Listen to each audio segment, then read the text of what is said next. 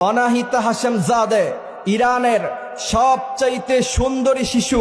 গোটা ওয়ার্ল্ডের সমস্ত বড় বড় বিজ্ঞানীরা তারা বলেছে গোটা পৃথিবীর মধ্যে যত সুন্দর শিশু আছে, গোটা পৃথিবীর মধ্যে যত সুন্দর মানুষ আছে, সমস্ত মানুষের সৌন্দর্যকে এক পাল্লায় রাখলে অনাহিতা হাশেমজাদে এই শিশু বাচ্চার সৌন্দর্য সবচাইতে বেশি হয়ে যাবে।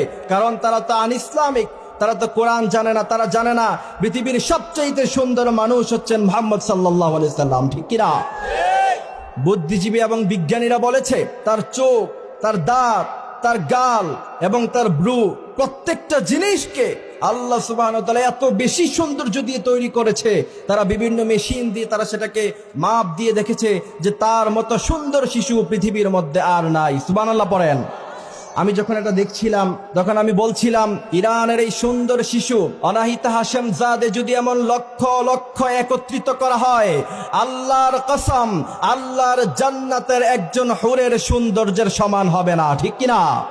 এই জন্য যুবকদেরকে বলতে চাই, তোমরা কি দুনিয়ার এই সমস্ত ধাঁধাগুলির পিছনে পড়ে যাবা, নাকি আল্লাহ সুবহানাহু ওয়া তাআলা তোমাদের জন্য যে 70,000 হুর রেখেছেন সেই হুরগুলির জন্য তোমরা আল্লাহর রাস্তায় জীবন বিলিয়ে দিবা? যুবকেরা, তোমরা যারা রিলেশন করো, তোমরা মনে করো না হুজুররা কিছু বুঝে না। আমি গত 4-5 দিন আগে এক প্রোগ্রামে বলেছি, ভালোবাসা এবং মোহনী আমার যে সমস্ত বইগুলি পড়া আছে, যুবকেরা তোমরা সেই সমস্ত নামগুলি পর্যন্ত জানো না। এগুলি হচ্ছে চোখের ধাঁধা। কেমন চোখের ধাঁধা আমি একটুখানি আপনাদেরকে বুঝাই, মনোযোগ দিয়ে শ্রবণ করেন।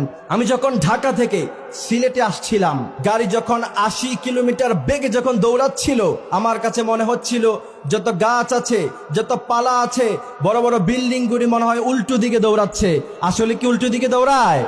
আসলে উল্টো দিকে দৌড়ায় না, এটা চোখের ধাঁধা। চোখ আমাকে বলছে আমি সামনের দিকে যাচ্ছি, গাছ এবং বিল্ডিং গুলি পিছনের দিকে যাচ্ছে, আসলে সেগুলি তার অবস্থানে আছে, আমরা সামনে যাচ্ছি। সুতরাং তোমার কাছে মনে হবে বিয়ের আগে টিসপেটেস প্রেম অনেক মজা।